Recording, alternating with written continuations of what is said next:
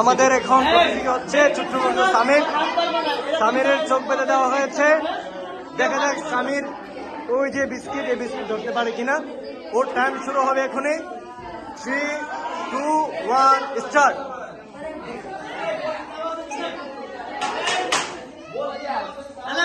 ব্যাংকে যাওয়া যাবে না তো, তুমি যদি মনে করো যে ঠ্যাক খাইছে তাহলে তুমি ব্যাংক যাইবা।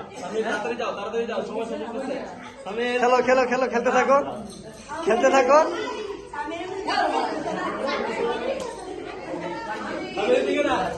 খেলতে থাকো, খেলতে থাকো। সাথে সাথে যাইলে কিন্তু সামির আর 10 সেকেন্ড। 5 সেকেন্ড।